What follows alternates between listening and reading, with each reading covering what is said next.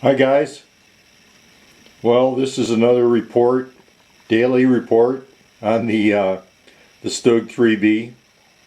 It's a Dragon Cyber Hobby kit, and this is one of the little parts that is kind of slowing me down. I got impatient when I was gluing it together, and I got a big old thumbprint right in the front there. So I'm gonna have to wait till that fully dries and then sand it out as best I can.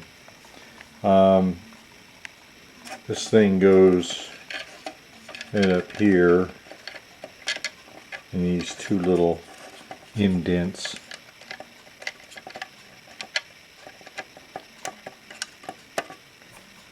Fits in pretty good, actually.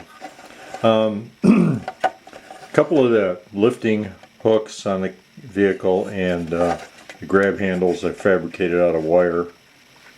I thought that was a lot better than using the kit supplied parts where you'd have to sand off all the mold line seams and then you'd have a pretty indifferent looking grab handle. A lot of the tools, etc., again, are very crudely molded. I wish I'd decided to use my extra box, my extra pieces box for a few of the tools, you know. So, but I already was committed to using the kit parts, so I continued on with that. Maybe when they're painted up and it's all weathered and covered with pigments and dust and dirt and mud, you won't see how crude they are. Main gun has got to be installed. This little part came in two halves, and I've got to wait till it really fully dries before I try to sand away all the seams, or the two seams on each side. And then it gets glued on this piece here, and then is installed in there. You know, some of the features are not too bad. The headlights, they more or less go in where they're supposed to go, and these two lifting hook attachments or towing attachments are kind of a little bit crude the way they're molded together. None of this kit has any slide molding technology. Okay, so if anything has more than 3 sides with detail on it, that's it.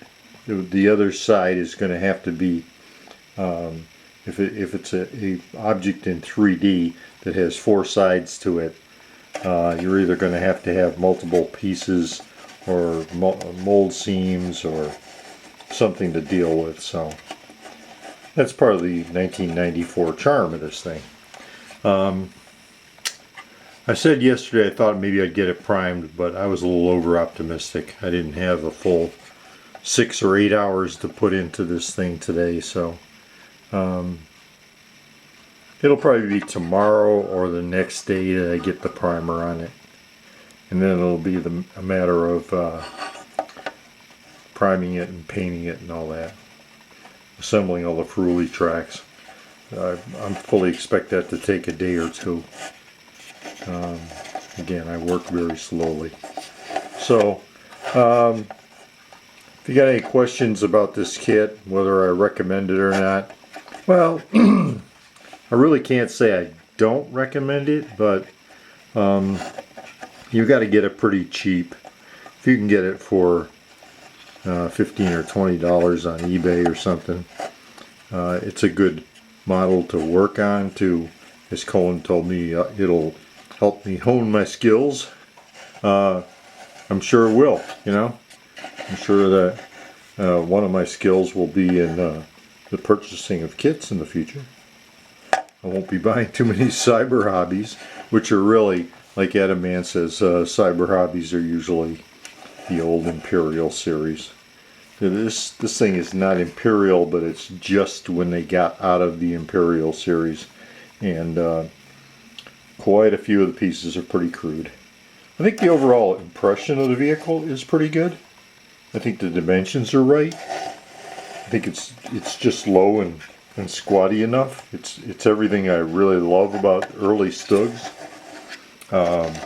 These things were, you know, fighting off T-34s and everything else in Russia in 1941 and doing a pretty good job with a low velocity gun using hollow charge ammunition.